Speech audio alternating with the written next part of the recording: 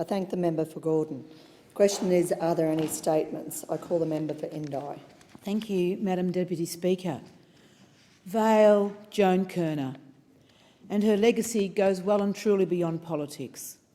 And today I'd like to speak about the personal, community, national and international impact that I know she's had. And I'd like to begin with a quote that the future is not some place we're going to, but one we're creating. And the paths to it are not found but made, and the making of those pathways changes both the maker and the destination.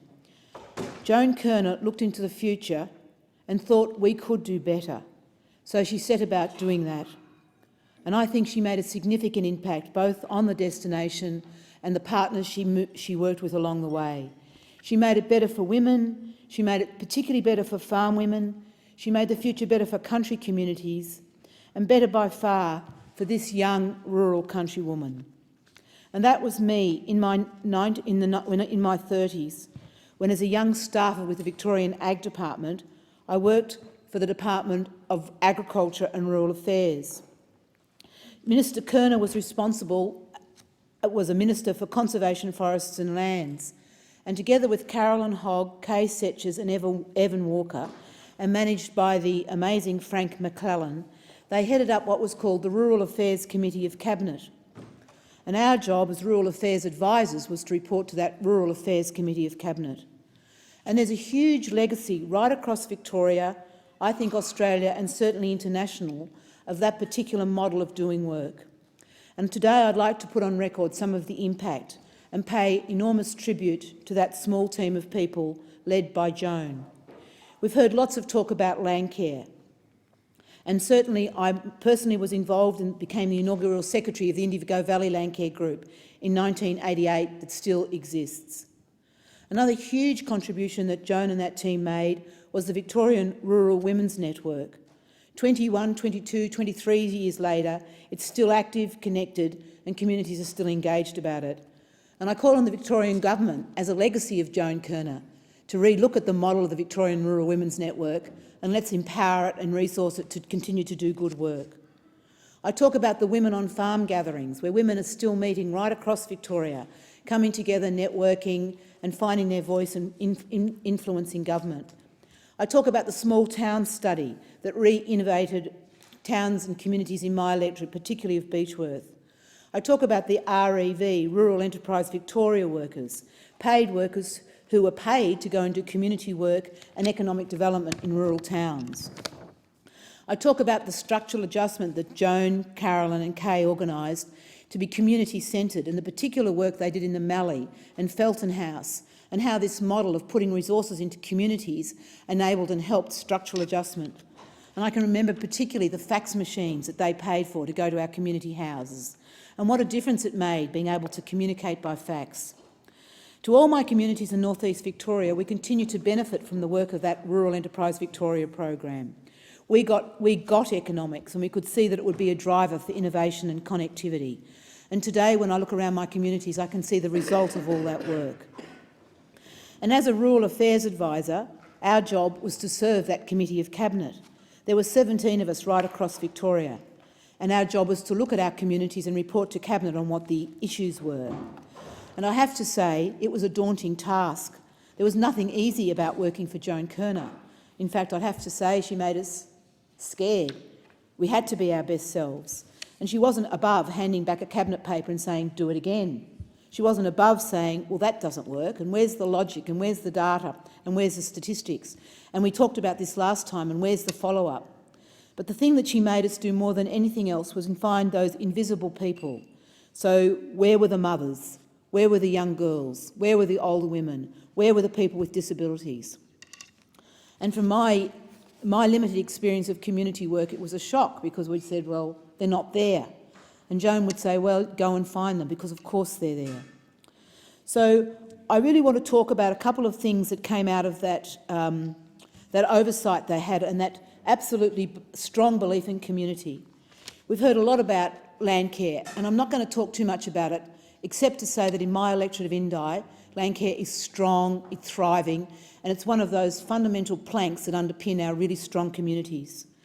But what I'd particularly like to talk about today is the Rural Women's Network, and pay particular homage to Jenny Mitchell and Anna Lotkowitz and the work they did in setting up the Rural Women's Network. And through the Women's Network, we went on to establish Australian Women in Agriculture.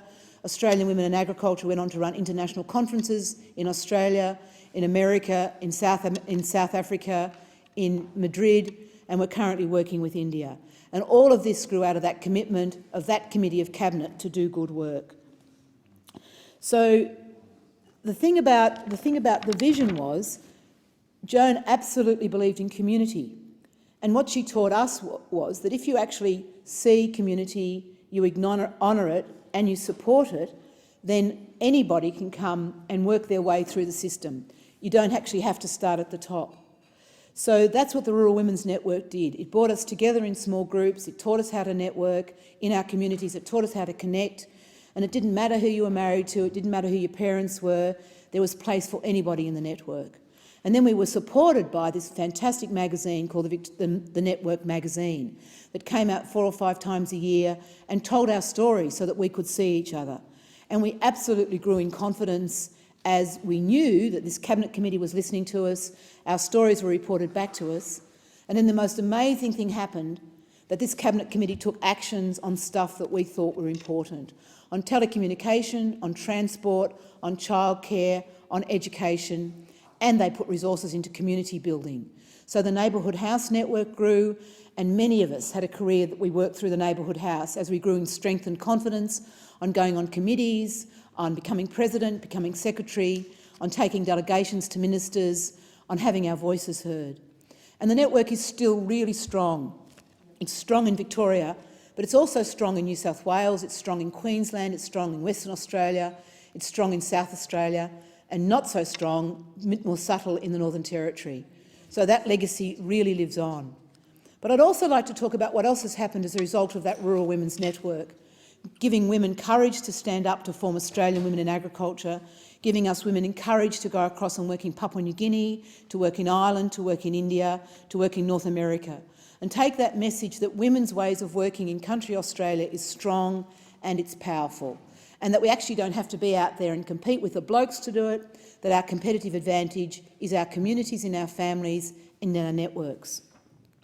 And I'd also like to acknowledge the particular role that the Department of Agriculture played in supporting us women. To Tim Reeves, who was our regional manager, he supported these changes and he gave us permission for us young staffers to go out and do this community work. And the Department of Agriculture, I think, will never be the same. We had these amazing days where Joan Kirner, Carolyn Hogg and Kay Setches and you and Evan Walker called us together to the Carlton Football Club, that hollow of hollows, and all these Aggie women talking about what it meant to be a woman in agriculture, talked about what it meant to be community and connected to our families. And it was so different from the blokes' experience of what agriculture looked like. And we looked around and we saw each other and we thought, yes, we've got voice. We looked around and we saw our ministers saying, yes, not only have you got voice, you've got a responsibility to get out there and to be part of designing a future. So it gives me enormous pleasure today to be able to stand up here and to say thank you, to acknowledge in this House that I wouldn't be here without Joan Kirner, I wouldn't be here without the Victorian Rural Women's Network, and I wouldn't be here without the support and the modelling that she and those women gave us. So personally, thank you, Joan, Kay, Carolyn. Thank you for showing me that community is the place where I belong, that community gives me the support to come to this House and be a representative community. But it's linked to economics, those Rural Enterprise Victoria. It's linked to environment. We've got to get the land care stuff working, and community is embedded in it all. So my political career, the fact that I'm here, is a legacy to Joan Kirner. But it's more than that. I also want to acknowledge the other Victorian who provided such support for me. And I don't think it's coincidental that such great leaders come out of Victoria. To Malcolm Fraser and to Joan Kirner.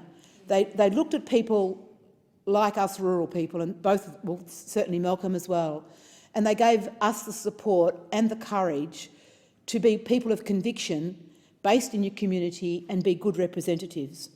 So through her work, the proof, I think, is what we've just heard, is in the people who stand before us today.